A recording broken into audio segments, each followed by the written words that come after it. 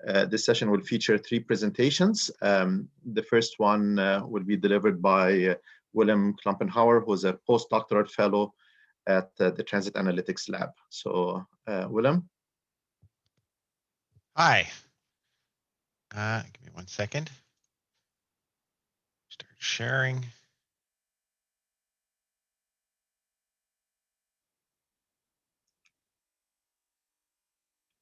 So I've done something a little bit different is I'm presenting using a Miro board.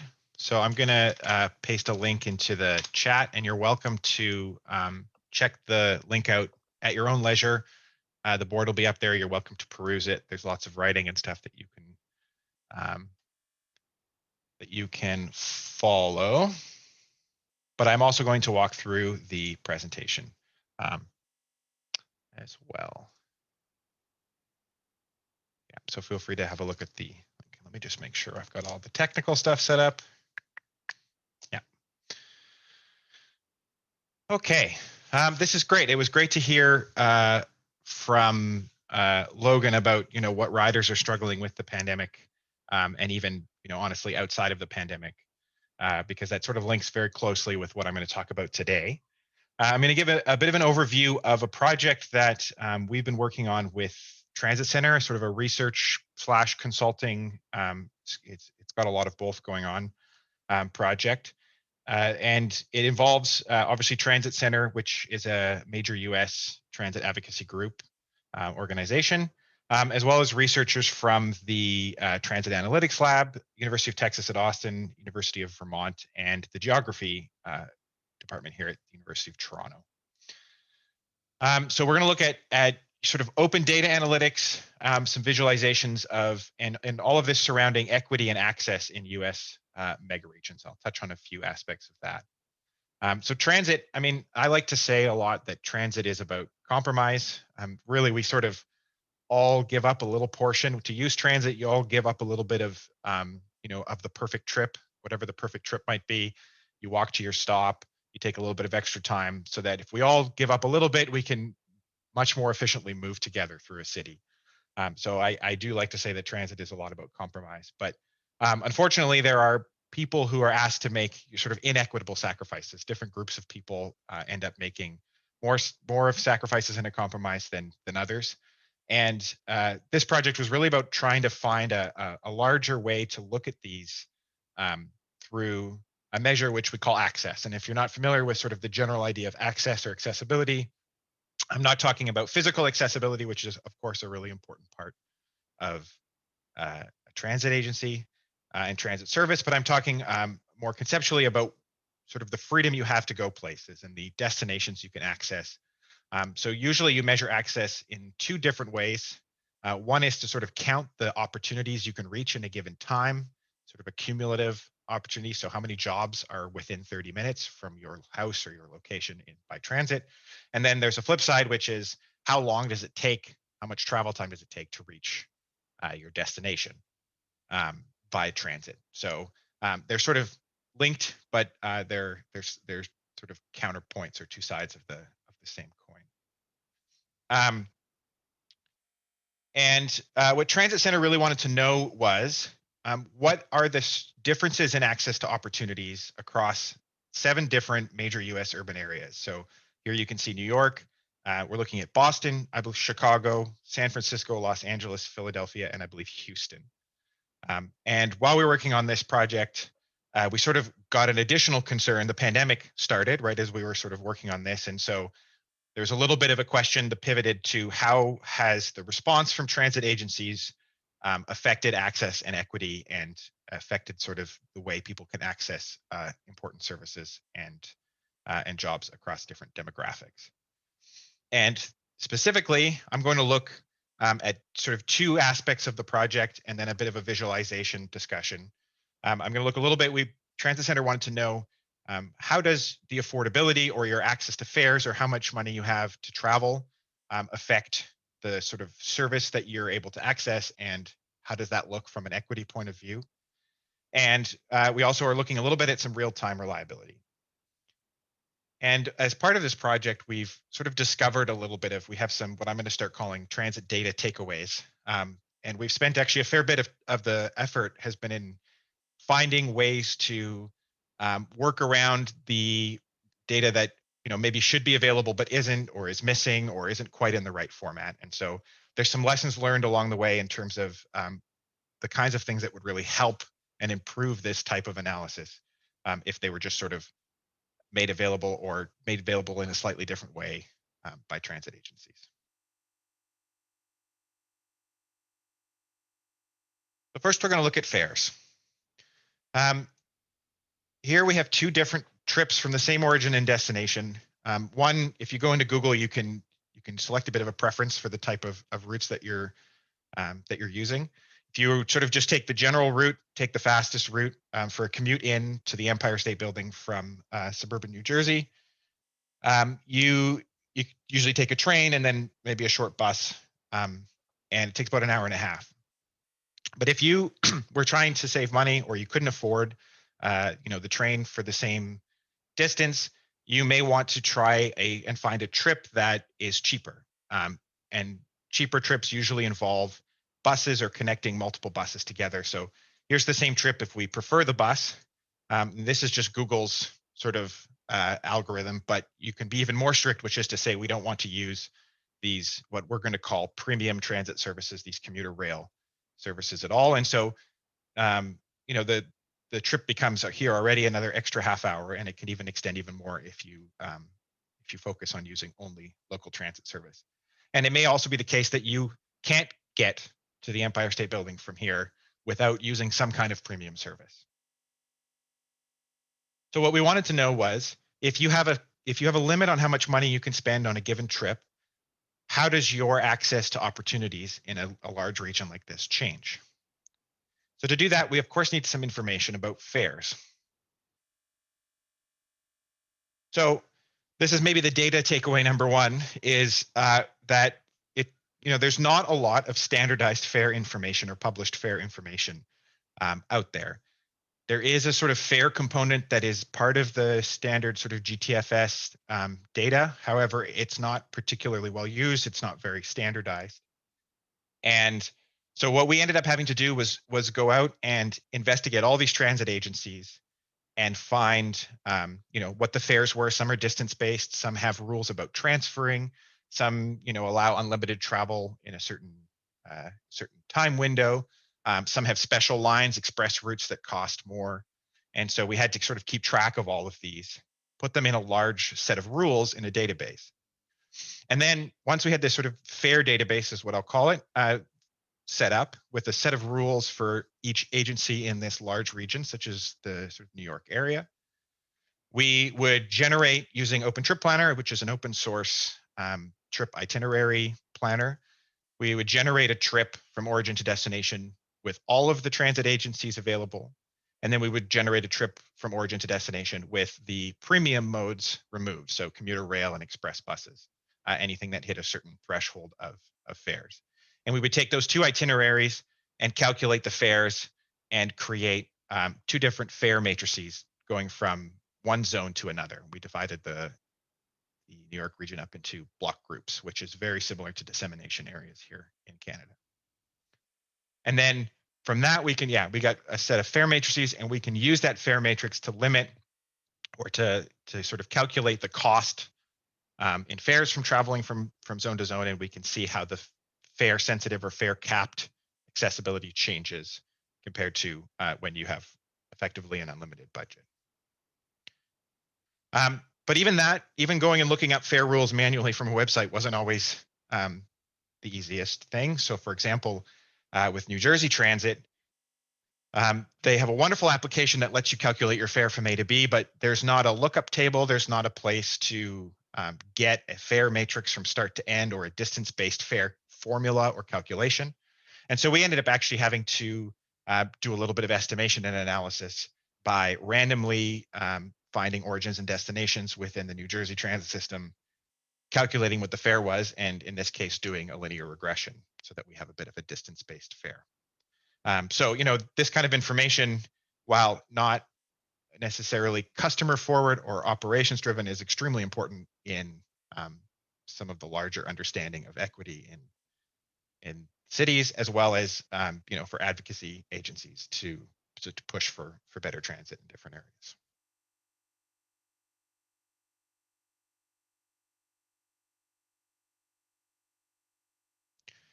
Next, we're going to talk a little bit about reliability and level of service. So we've been working on trying to also capture a little bit of an understanding of the level of service or the amount of service available in cities, as well as some understanding of the reliability across these mega regions. So we'll start a little bit by just sort of quantifying the total service that we were using the static scheduled data. Using the static scheduled data, we just counted the number of unique trips that visit a certain zone in a week, and we can compare using schedules that are released, as things get updated, especially quite quickly and quite often with the pandemic.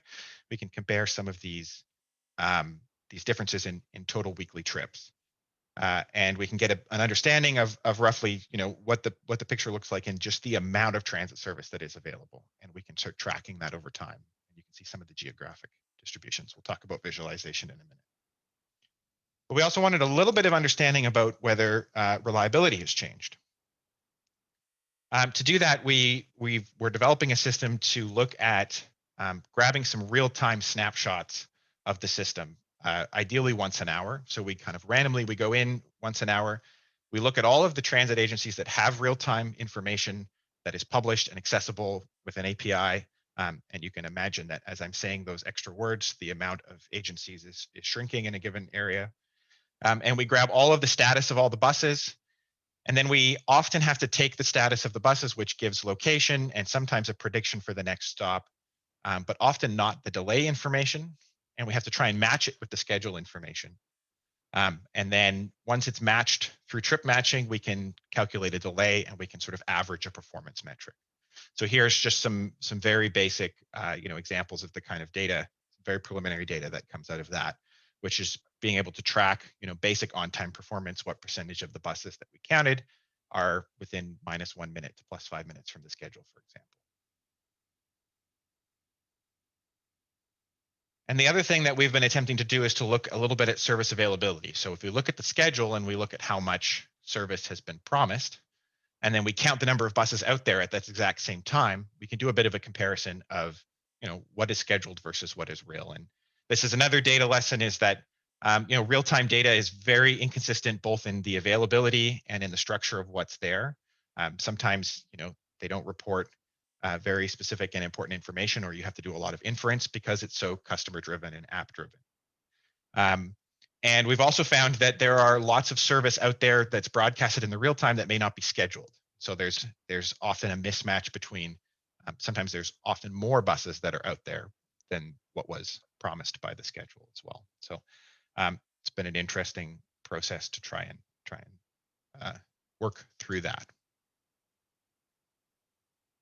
So with all of these, with all these data sets together, we also wanted we had to understand that access to jobs, for example, is often used as sort of a proxy for how good your access to opportunities are. But everybody has a different profile, everybody has different importances, everybody has different needs. And so really having a plethora of destinations to look at and being able to allow the user to see themselves in the data, and find, what's important to them and what kind of measure is important to them, is really important. So we offered 8 destination types plus the level of service data. And with each of them, there was 2 to 3 different metrics that you could measure by. So you could look at your travel opportunities in 30 minutes or 45 minutes. You could look at the amount of parks and green space within 15 or 30 minutes, for example. And then, as I mentioned with the fare cap, we added a feature where you can see how those things are reduced, how that access is reduced or limited when you put a cap on the fares, so that you can't reach a job that may be too many buses away because it's too expensive, or that requires you to take a premium transit mode like a commuter rail to get there within 90 minutes or within 60 minutes. And then, of course, we also want to look over 3 different time periods. So we chose a weekday morning, weekday evening, so not the afternoon peak, but an evening weekday, and then a weekend day as well. And then also, of course, we wanted to look at a comparison between, the competitiveness of transit, essentially. And so, always comparing it with the car. So you can also look at that ratio with the automobile. So you can look at your score, just how many jobs, or you can look at, the ratio between the jobs you can access by transit and the jobs you can access by transit or by auto. And each one of these lines, it's sort of an interesting looking diagram, but each one of these paths from top to bottom traces effectively a completely different map. And we have these 7 regions.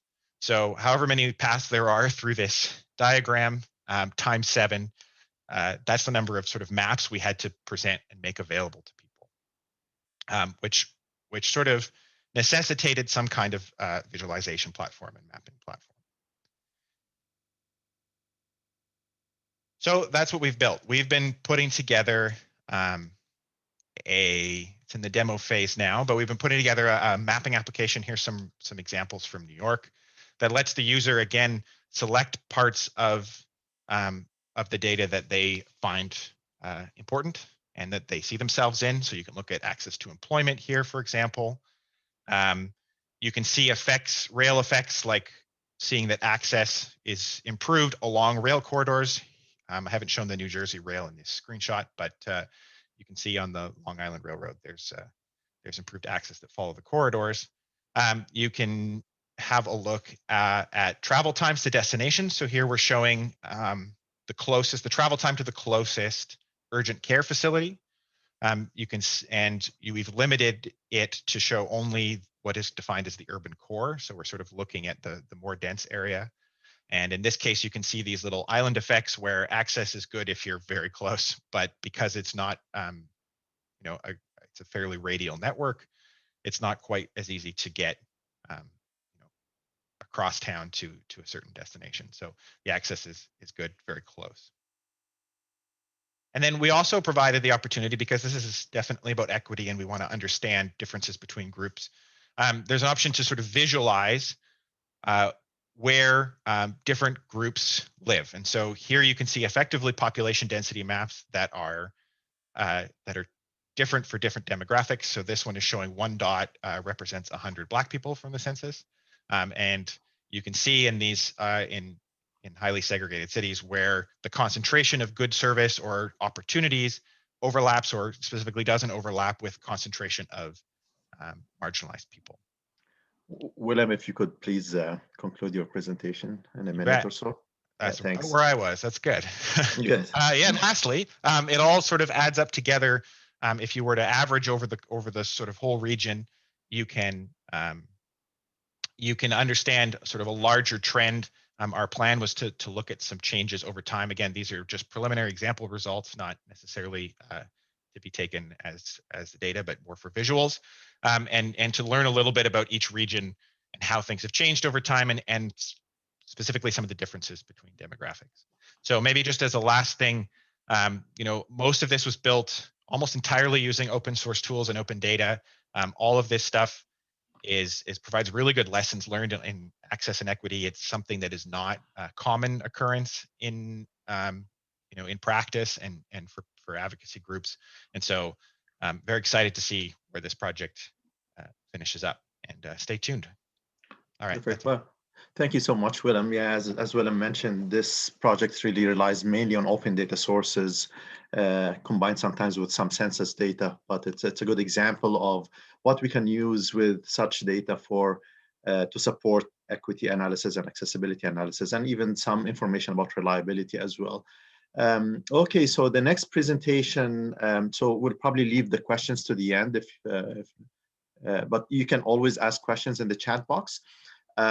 Next presentation is another example of, again, open source data on social media, specifically Twitter data of transit users, and building tools to mine this data and extract useful information. So the presentation will be delivered by Omar Kabbani, who finished his master's thesis recently, and he's currently a research associate at U of T. Matt, sorry, Omar, if you can share your screen. Yeah, hi everyone. me just put up.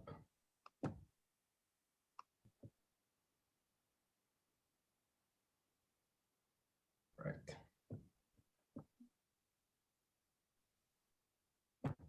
Okay, so hi everyone. My name is Omar Kabani, and I just finished my master's at UFT. And this is a presentation titled Tweets for Transit, What and Where the Riders Tweet. And this is basically going to cover how we can use Twitter to improve the planning and operations of public transit. So I worked with doctors Amir Shalabi, Tamar Dirabi, and William Klubenhauer on this work, and it was funded by Calgary Transit, QTRIC, and NZERC. So first, as an outline, I want to talk about TAL and the concept of knowledge mobilization. Then we'll dive deeper into using social media for transit, and there's two main points there. And lastly, we'll end with conclusions and a note to the future research. So first off, let's talk about what knowledge mobilization means in the context of TAL. So as an umbrella term, it means that we need to evaluate the value and the impact of our research, and it should help us build output that builds awareness and enables the use of the research to build more, like to drive more research or to be used in practical applications within the industry. And speaking of the industry, we also tailored our work a bit to look at business intelligence and data. And there's an interesting statistic that says that today more than 2.5 million terabytes of data are created each day. And on the right side, there's a nice infographic that shows how much content we generate each minute this year. And without going into much detail, we see that there's a lot of data out there every minute. And this is a gold mine for governments, for agencies, and for companies to mine this data and mine what's useful, analyze it, to be able to optimize operations, understand their behavior of their customers, to benchmark, to track performance, to spot trends, and to discover problems early on. And more specifically, we can data from social media because it's more direct. It acts as a virtual focus group of customers. It's unfiltered engagement, timestamps, and location information. We can also analyze our own content and analyze content of our competitors and therefore see where we stand against them. And lastly, we can analyze insights from online campaigns. We looked for two main use cases here to build transit insights from social media information. The first of which is to gain insights on rider opinions through analyzing transit. And the second is to facilitate incident response by identifying tweets that describe transit. We tailored this work on a case study of Calgary Transit, which is one of our research partners. The agency serves the residents of Calgary using LRT and bus routes, and their Twitter account is very active in tweeting about disruptions, responding to questions, and posting general content. So for the first use case is to understand the opinions of opinion dynamics. We have content analyses to understand what is being said and who is saying what. So first, we see on the right, we start with semantic analysis, where we look at the words in a tweet, and then we can understand what are the topics that are famous at a certain time. And then we combine that with sentiment analysis, where we do automatic sentiment analysis, understand how do people feel about these topics. And these two combinations allow us to understand what the opinions are. And the third aspect is temporal analysis, where we can look at certain timestamps and identify what riders feel about the service at different times of day, like morning rush hour versus evening rush hour. And lastly, we use social network analysis to tie everything together, where we look at the accounts that are tweeting about transit, and then we can see how large the network is and how they know each other. Because we make a distinction between 100 tweets about transit by 100 people or by 20 people. So this is a bit high level of what the framework looks like. So first, we extract and filter tweets that mention an agency. We also look at the timestamp and label it accordingly. We look at the words within a tweet. For example, here it mentions broken glass, which using a lexicon that we developed, we associate this tweet to a topic of maintenance. And we also look at the account's the profile of the account and see how many followers they have and label them according if they're influential or not based on how many followers they have, because high followers means that their content is seen by many people. Then we apply automated sentiment analysis to understand how the riders feel about each tweet. And the third component is identifying each account that is part of these discussions.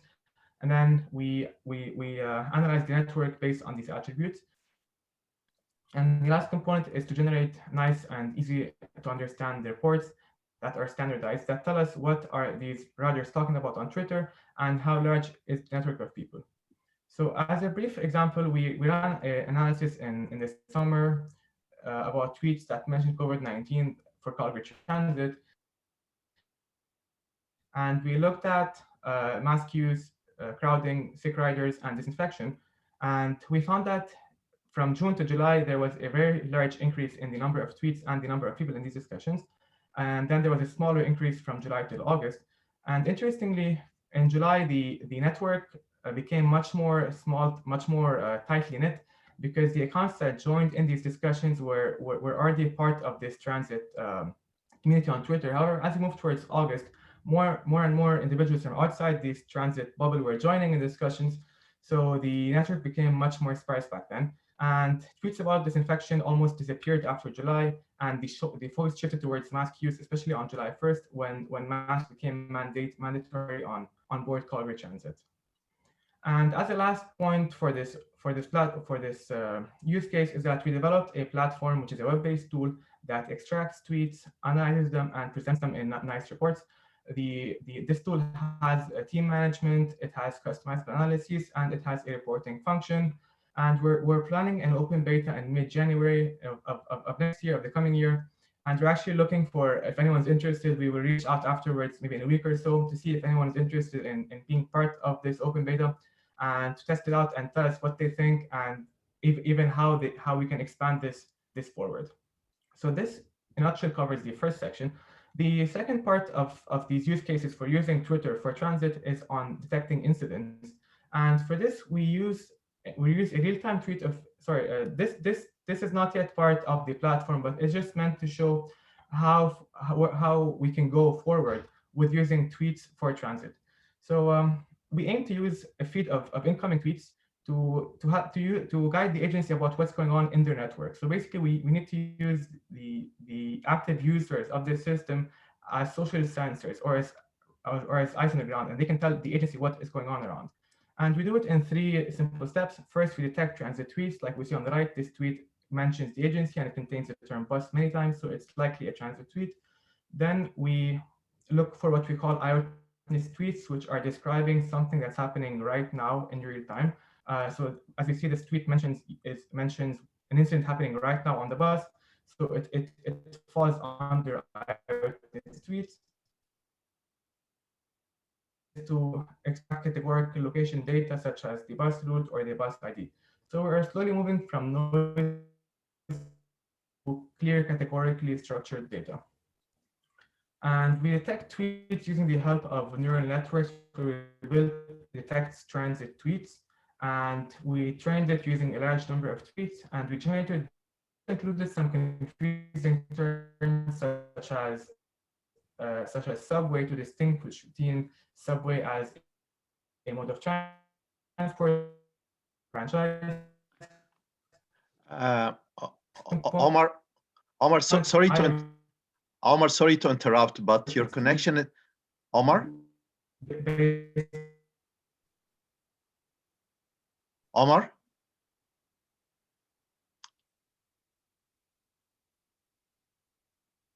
Sounds like he dropped off. We may have to put a pin in it and move and come back to him. Yeah, I think we just need to tell him to turn off his camera. Dropped out of the call. Well, hopefully he joins in. I can answer some questions if while we're waiting. Omar, I think it's probably a good idea to turn off your camera because your connection is a bit spotty. He's also muted. Oh, you're muted, Omar. Omar?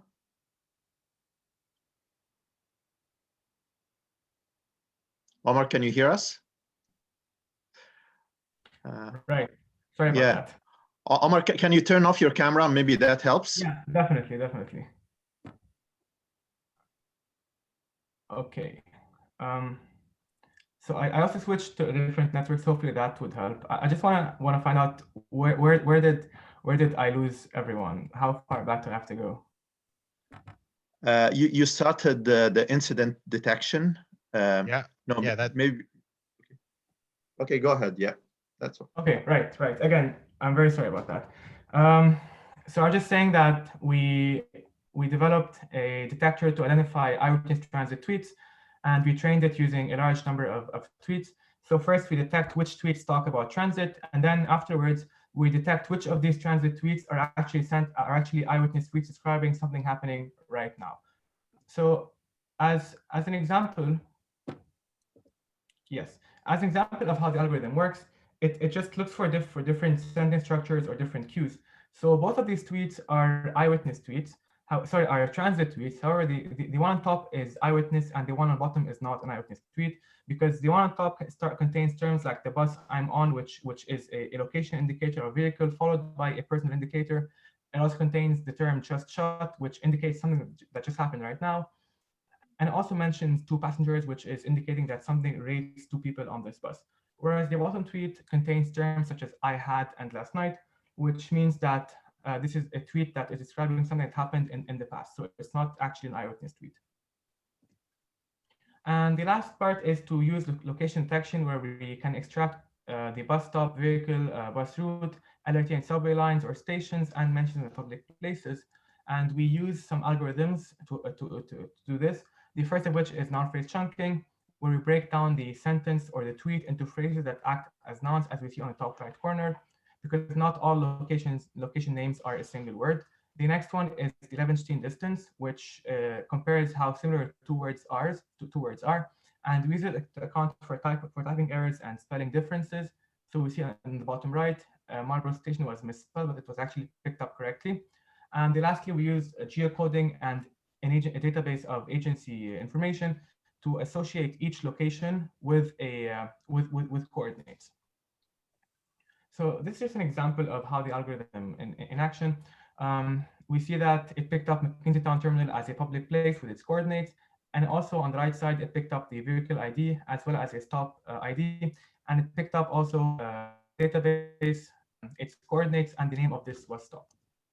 So we did some tests here. So we extracted early this year over 750,000 tweets that contain the term bus from all over the world. And then we filtered them to only keep ones in the English language, and we removed duplicates. So we ended up with 206,000 tweets. And then we processed them through our detector, and we ended up with over 3,165 eyewitness transit tweets that cover a very wide array of different topics. However, the most interesting thing we found is that most of these tweets do not mention an agency for action. It's just tweets that are very generic, describing something happening on board a bus or a train. And this is probably because riders are frustrated, they don't expect anything from the agency, any action, or they're just sharing an experience with their close Twitter circle. However, we see that there's an opportunity here if we direct these tweets to an agency for action. And even though, as I said, these tweets do not mention the agency, but we think we can infer which agency is being talked about by looking at the metadata or the user's public location or the description or the list of accounts they follow. And here's an example. So this tweet on the left says, my bus got some dude keep shouting about that and afterlife while blasting TikTok songs. This probably is a disruptive rider on board the bus, and the agency could do something about that. However, it doesn't mention where and what bus or what agency this is happening on. However, if we look at the account, we see that this person lives in Singapore, and most of the accounts they follow pertain to Singapore. So we can, to some extent, assume that this person is living in Singapore and they're talking about a bus on one of the buses on board the major transit system in Singapore, which is SMRT. So ideally, we can send this direct this tweet to SMRT and say, hey, we think this tweet might concern you. Please follow up on this matter. And we did more or less of the same, but for tweets that mentioned Colgate Transit. So we got over 4,000 tweets and ran them through the detector, and we got 69 eyewitness transit tweets.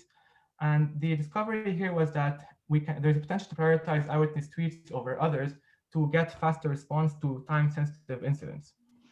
And this is an example of what we mean. So on the left side, we see a graph that shows how much time it took for the Colgate Transit to reply on Twitter to an incident. And in general, the blue dots are the response times, and the red line corresponds to the median of the response times. So in general, the agency responds relatively quickly to these incidents on Twitter. However, there's also some that are outliers that took a really long time to reply to, as you see on top. And especially that some of these issues relate to COVID-19 and security. So these matters require a very, very quick response time. And on the right side, we see that ironically, tweets that mention high urgency issues have the longest response time. So this just explains that if we can prioritize eyewitness tweets over general chit chat tweet or just questions or news reports, we can help the agency to clear out these eyewitness incidents much faster and ensure fast and reliable and safe operations. We also broke down the tweets that mentioned Colby Transit by sentiment and by topic. And we see that in general, for all tweets, there is a very broad distribution of sentiments and topics. However, on the right side, we did the same thing, but only for eyewitness tweets that mention Colby Transit. And we see that it's much more negative, and there's a sharp focus on security and safety. Because riders commonly, when they tweet in the moment or eyewitness, it's mostly likely a complaint. And we also know that this just reinforces the idea that riders value their safety the most. And we validated this by analyzing tweets that mentioned TTC, and we got very similar results, especially for the eyewitness tweet breakdown.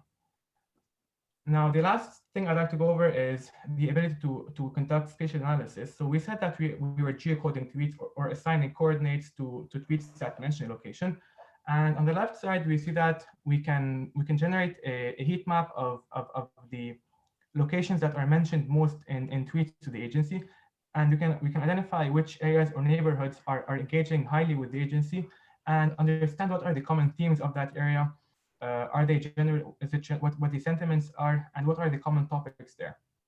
And on the right side, we can focus only on specific stations or on certain bus stops and understand what exactly are the common themes that recur within these different stations or stops. Omar, you have 1 minute, if you can wrap up. Exactly. So this is basically, in a nutshell, the research work that we did. And I just have to spend some time on talking about conclusions. So we think that analyzing eyewitness tweets yields benefits to agencies where they act as a virtual focus group. They also help us with real-time reporting for incidents, and they help us understand insights on previous incident patterns, and they help with information management. Additionally, we can use social thematic analysis to augment efforts to gauge satisfaction by giving us more granularity and tracking the growth of topics. So basically, if we monitor how these discussions and social networks grow over time, we understand better how the riders shape their opinions. And I'd just like to note to what the future works look like. So this is work that's being continued by Dr. Shalabi, Klumpenhauer, and Rami Sahar. And they're covering how we can use Twitter data to gauge customer satisfaction during service changes, where and the whole point is to understand whether or not riders are perceiving the benefits of these service changes. So it's measuring satisfaction before and after a service change on Twitter, and then looking in more detail about different categories such as travel time or crowding. And obviously this needs to triangulate with ground truth data such as APC and such as customer satisfaction reports. Thank you very much for your time, and happy to answer any questions you might have. Thank you so much, Omar. So that's another example of using open source data, in this case, Twitter data, to inform decision-making in transit planning and operations. So the third presentation is from Professor Eric Miller's group. It will be delivered by Gozdi Ozonder, who's a postdoctoral fellow, and she's going to give us a taste of some of the work they are doing on processing GPS data traces and using those for some planning applications. So without any further ado, Gozdi. Thank you very much, Professor Shalabi. I'll just keep my camera turned off just in case. So please let me know if you can see my screen. Looks good. Yeah, okay, yeah, it looks good. Perfect. Yeah. Okay, thank you very much. So good afternoon, everyone. As Professor Shalabi introduced, my name is Gozdi Ozonder. I'm a postdoctoral fellow at U of T, and today I'm going to talk about our activity purpose and travel mode imputation study. And as Professor Shalabi previously pointed out, under normal circumstances, we would probably be having this conversation, this workshop in person. However, as you're all aware, COVID-19 has brought about unprecedented changes that reshaped our activity and travel behavior. So for example, more of us are working from home nowadays, or more people are shopping online. So we wanted to quantify these changes and conduct analyses to answer some research questions. And to achieve this goal, we collaborated with TALUS, and on behalf of our team, I'm very excited to share the details of this project with you. So in this presentation, I'll first summarize the objectives of this project and share some of the challenges that we've been experiencing with you. And then I will talk about some of the methods that we're implementing and show some very high-level results. Before I conclude with some transit-specific implications of the study, I'll list a few initial observations and the upcoming processes of the project. So TELUS is one of the major telecommunication companies in the country and has a large market share. Within the scope of the Data for Good program, they have agreed to share their cell phone trace data with us, and the cell phone traces alone are not sufficient to analyze which activities people are engaging in, whether they are going to work or shopping, and which mode of transportation they're using, whether they're taking the bus or are taking the subway to go to work, or they're using their own vehicle. So for us to explore the activity and travel patterns of individuals, we need to attach more information to the TELUS data set. And to be able to semantically enrich their data set, we'll leverage Transportation Tomorrow Survey, TTS, GTHA network-wide level of service measures obtained from the GTA model, and some further GTA-specific data that we can collect. So using these data, we will develop machine learning models to impute activity purpose, trip mode, and individual-specific characteristics.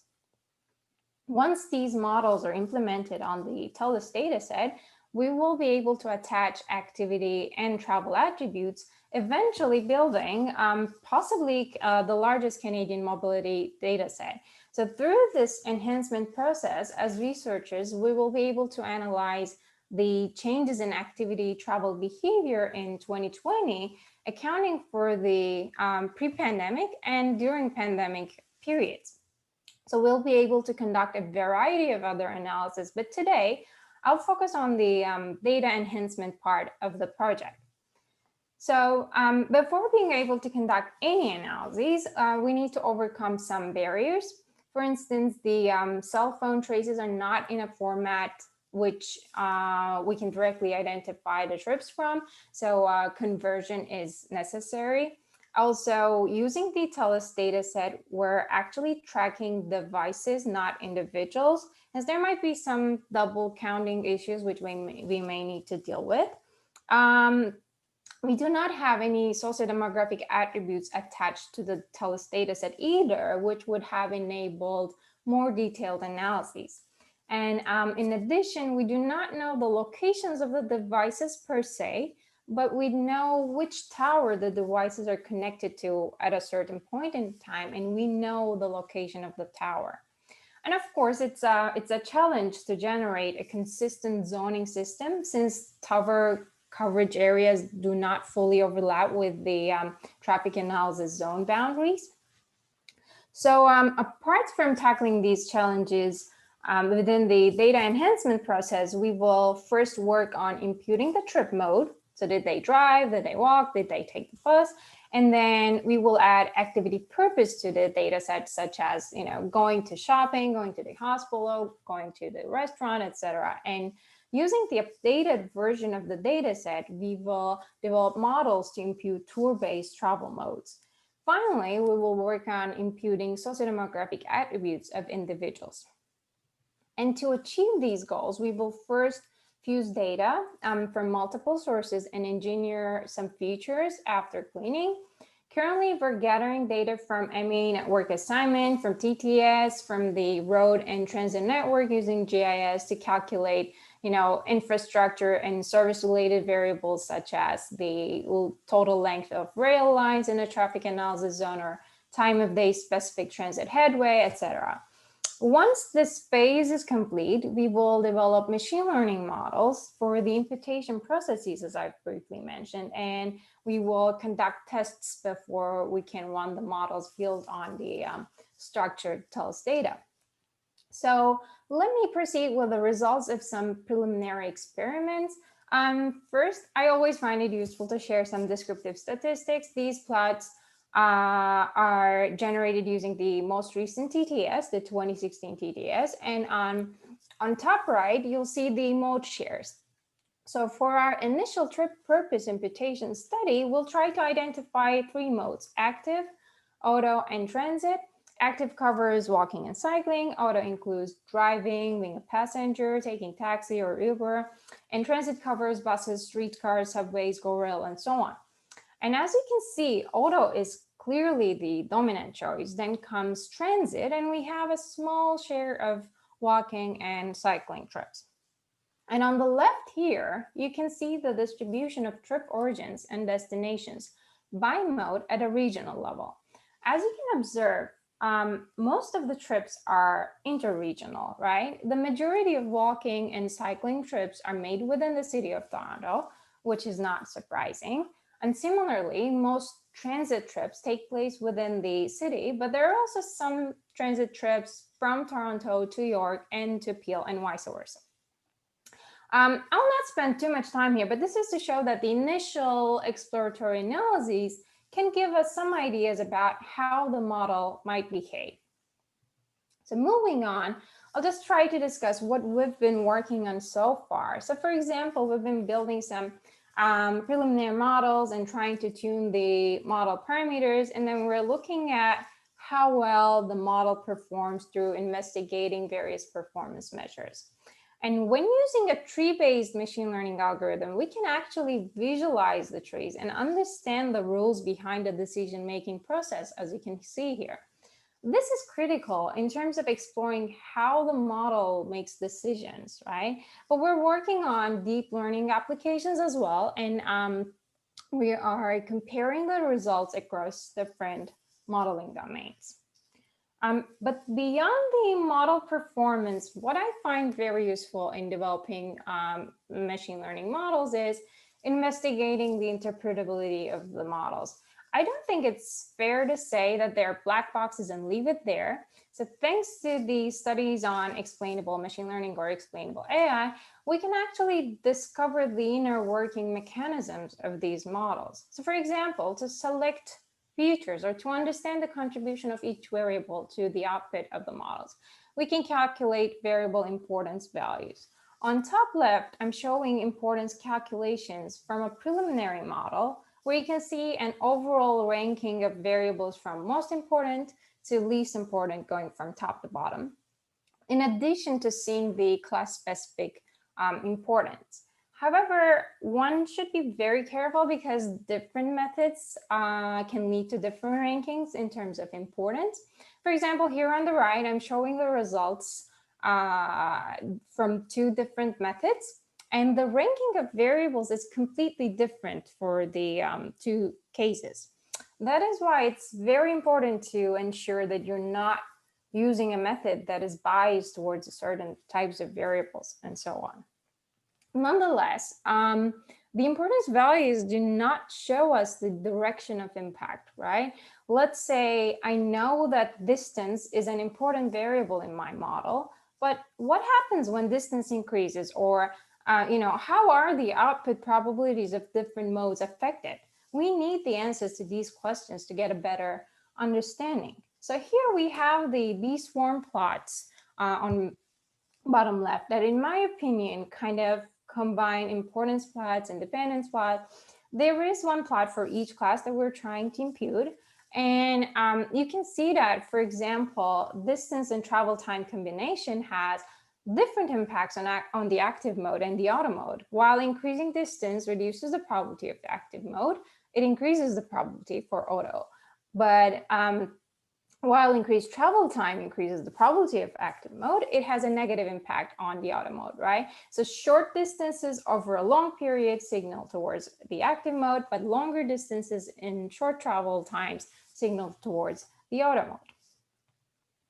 To quickly summarize some of the initial observations, I'd like to first mention that we are dealing with an imbalanced classification problem, as you have noticed, and it requires adopting a special methodology while developing the model. Second, not surprisingly, it seems like the trip attributes will be more valuable to us rather than the sociodemographic zone-based variables or infrastructure-based or transit service-related variables. But we'll have to see. And third, there is some confusion between the auto and transit mode mainly, which needs further attention. Let's say you're going from Yonge and Eglinton to Yonge and Koch, right? Whether you take the subway or drive, it will probably take around 15 minutes. And these situations make it very difficult for the model to identify the mode correctly. Nevertheless, the preliminary models seem to be performing well, but of course we'll continue to test different approaches and compare the results to obtain a robust model before we can run the model on TELUS data. And we're still really at the very early days of this project, and there are a lot of tasks ahead. And they relate to, developing models to identify the purpose, to the tour-based mode, individual specific attributes, and so on, before we can conduct further analyses with the enhanced data set. But let me move on to the so what slide, if you will. I guess it's safe to say that this project will contribute to transit research significantly in various ways. First, the enhanced data set will enable undertaking a time series analysis, right? Allowing for comparison of the behavior before and during the pandemic. This is going to be a very, very large panel data set, given that we can track the devices, and one can easily analyze the activity and travel behavior of the owner of the device during the months of January until, say, March. And then perhaps we can observe a transition period during March. And after April, we can explore how the owner of the device behaved during the pandemic.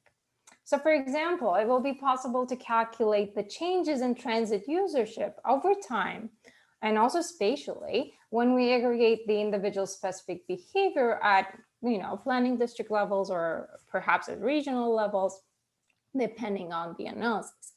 And second, using the enhanced data set, again, researchers can investigate the spatial temporal distributions of market shares, right? They can identify over or underutilized transit routes, and they can even explore user profiles. Lastly, just to combine the first 2 points that I've raised, sorry, these analyses will eventually aid decision makers, in terms of developing evidence-based strategies for transit planning and management. So that is all I wanted to say today. Thank you very much for attending, and I'd be happy to take a couple of questions if we have the time. Okay, well, thank you very much to all speakers. We have a few minutes, not too many, for questions. So any pressing questions, please, if you have any questions to the speakers, please, you can ask them now. Do we have any questions in the chat box, Willem? Yeah, yeah, I can turn my video. We had one from myself about the thoughts on transit being at the city level as opposed to region or provincial. And in fact, I think that we're looking at with this transit center project a sort of regional thing, and there's lots of different players. I think that's an interesting question, and I think there's lots of trade-offs between having a sort of regional planning group and something being sort of regionally focused versus city focused. You kind of gain some of the bigger picture, but you lose some of the smaller picture. I think the hope with this project is that people will be able to see the big picture and understand that somebody living in New Jersey traveling to New York really should see the region as a whole and not as these individual agencies and parts. So hopefully that's a part of it. I did see a question for Gazda, which one of the machine learning methods did you use, and did you use any method to detect modes from the data? Yeah, so we're both looking at some tree-based algorithms like random forests, like gradient boosting machines, XGBoost, and so on. But we're also at the same time looking at neural network type of algorithms, just so that we can incorporate more complexity in terms of identifying multi-label outputs, because eventually we would like to get from trips to tours. And we would like to be, incorporate some complexity into the model. So we're both looking at some deep learning applications and also some tree-based models. And I hope this answers the question.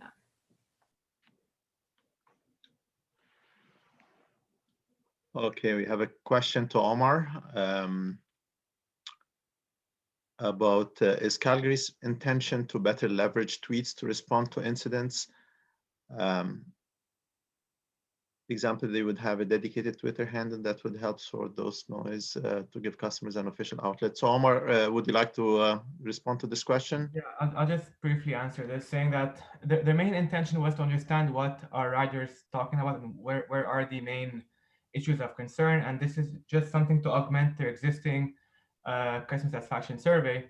And the other part of your question is that no, that's not really, I don't think that's what they're aiming for, but they're also trying to get more people on board with tweeting about stuff and like talking to the agency more and expressing their opinions more through Twitter.